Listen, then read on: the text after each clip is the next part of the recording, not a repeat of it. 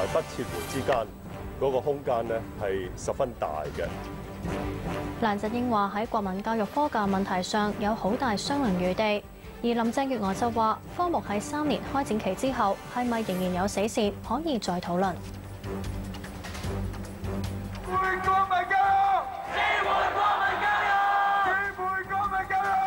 民間反對國民教育科大聯盟繼續留守政府總部，陸續有絕食人士因為身體不適而退出。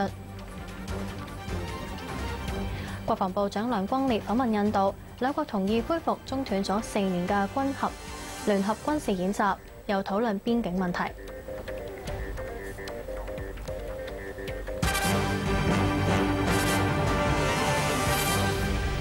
各位，行政長官梁振英話喺撤回同埋唔撤回國民教育科之間有好大嘅商量餘地。佢再次呼籲反國民教育大聯盟派成員加入政府成立嘅委員會。黃永欣報導。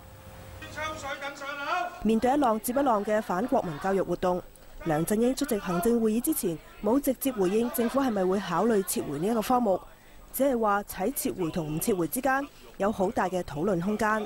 撤回同埋不撤回之間嗰個空間呢係十分大嘅，亦都即係話呢，我哋同社會各界，包括呢反對德育及國民教育科嘅朋友，大家商量嗰個餘地呢係好大嘅。我希望呢對德育及國民教育科有顧慮嘅朋友，雖然咧特區政府連參考教材都未出，如果佢有疑慮嘅話呢，希望喺個委員會裏邊能夠提出佢嘅意見，甚至乎呢佢認為點解要撤回嘅意見。咁但係我哋對話呢就唔能夠，個前提呢就係話撤回不撤回，而係話呢喺乜嘢情況底下佢哋對呢個科目呢係有顧慮。既然商量空間好大，咁點解唔直接去到廣場同示威者對話？梁振英咁樣解釋：如果喺咁嘅情況底下，我或者任何政府嘅人員呢，喺聚集嘅朋友面前講任何説話呢，佢哋都係嗌撤回嘅。我哋好希望去商量。佢重申，政府仍然未推出參考教材，亦都無意清場，呼籲市民唔好誤信網上嘅流言。南豐頻電視記者黃永欣報導。政務司司長林鄭月娥話：目前最重要嘅係俾開展德育及國民教育科委員會展開工作。至於3年嘅開展期之後係咪仍然有死線，委員會亦都可以提出意見。但係前提係唔撤回科目。有學校認為佢要去到第3年中，即係過咗2年半啦，睇到有其他學校嘅經驗，睇到有委員會嘅意見，佢先去決定開展咧。呢個係今日嘅安排咧，係可以完全容納得到嘅。咁所以並不存在話咧係要擱置或者係延遲呢個開展期。但係反之咧，就係3年開展期完結之後係點樣處理啦？咁呢個我剛才已經講咗啦，就係委員會係可以就住3年開展期之後點樣處理呢？仲有冇一條死線喺度呢？呢啲佢係可以提意見俾特區政府嘅。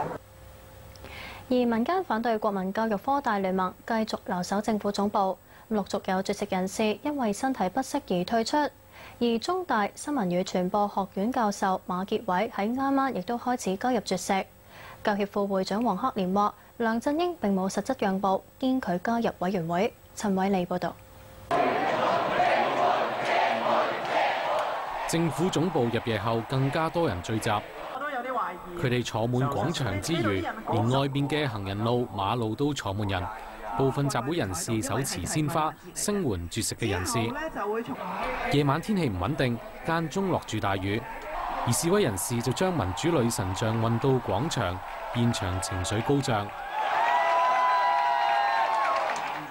而浸信會呂明才小學原先推行課程，而辦學團體浸信會嘅總幹事徐彼得就上台聲援絕食人士。我哋參賽牧師，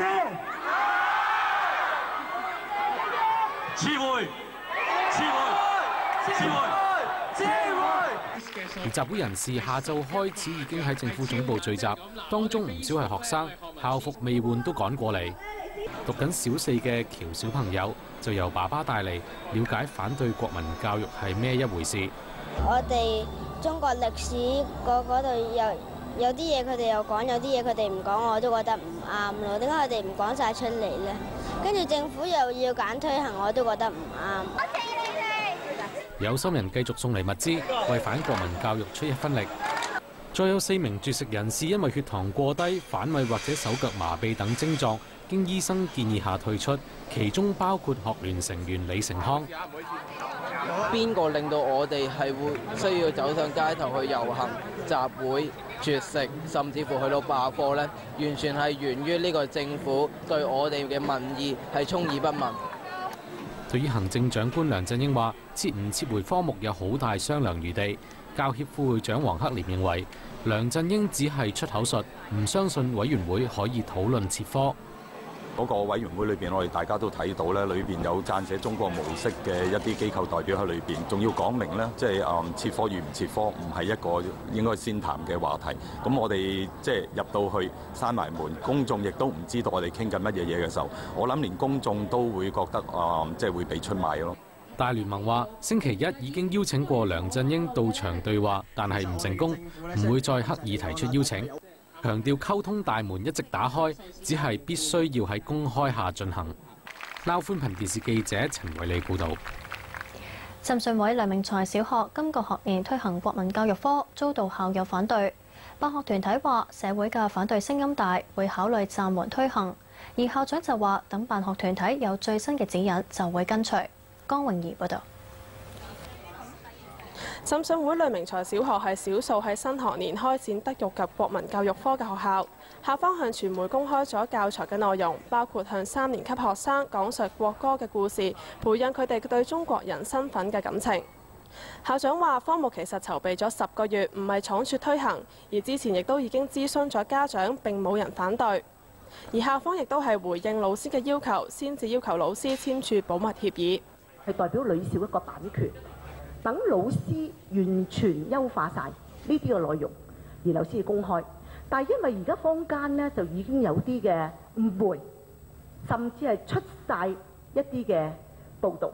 咁我哋覺得對我哋學校、對我自己個人嚟講係唔公道嚇。咁所以呢，我哋呢就決定呢將所有嘅嘢公開俾大家睇。至於新學期會唔會繼續推行德育及國民教育科，校長話要視乎辦學團體嘅決定。我哋係等緊呢辦學團體，佢哋仲要開會嚇，開完會最新嘅指引。我自己嘅立場就係話呢，我最後我都會遵守。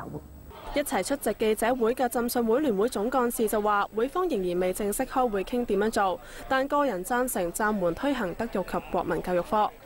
一，我哋考慮不贊成獨立成科；二，就算獨立成科都唔贊成呢，評分。3，喺而家咁嘅時勢啊，咁多拗撬，政府都未有呢個好嘅即係回應啊，同埋檢討嘅時候咧，我哋係應該考慮咧暫緩推行。校長話：德育及國民教育科今年會教授4個單元，其中只有第1個單元編寫咗教材，其餘3個都未開始。撈寬頻電視記者江穎儀報道。另一間開展德育及國民教育科嘅鮮魚行學校話，一定會教李旺陽事件呢一類爭取自由民主嘅個案，又話唔會評估學生係咪愛國。梁出奇報道。鮮魚行學校係少數會開德育及國民教育科嘅小學，呢班小5學生下個月開始會讀呢一科。學校會先教佢哋點樣多角度思考，之後就會教國情，包括李旺陽事件。李旺陽事件啦嚇，就即係話俾學生知咧，原來嗰個司法嚟講咧係服務於呢個政治嘅，亦都話俾學生知咧，原來咧中國嘅人權咧唔係咁重視嘅。呢係毒藥，但係你要教學生認識呢啲叫毒藥，叫佢唔好鬥。梁紀昌話：決定教德育及國民教育科係因為小學常識科冇要求教國情，學生因而唔了解國家。佢哋已經請咗老師開始寫教材，但就唔會為讀呢一科嘅學生進行評估。即係任何國家嘅愛國嘅量化咧，一定係喺國家出現危機嘅時候先可以評估出嚟嘅。你平時得個吹水嘅啫。我問你愛唔愛國，我真係唔知喎。佢認為教育局局長吳克儉冇好好對外解釋呢一科，令到開辦嘅學校承受好大壓力。佢希望局方改善。學校話唔介意任何人嚟到學校睇下佢哋點樣教德育及國民教育科，但係就已經同教育局講明唔好嚟睇堂啦，費事有施壓嘅感覺。立法會電視記者梁卓琪報導。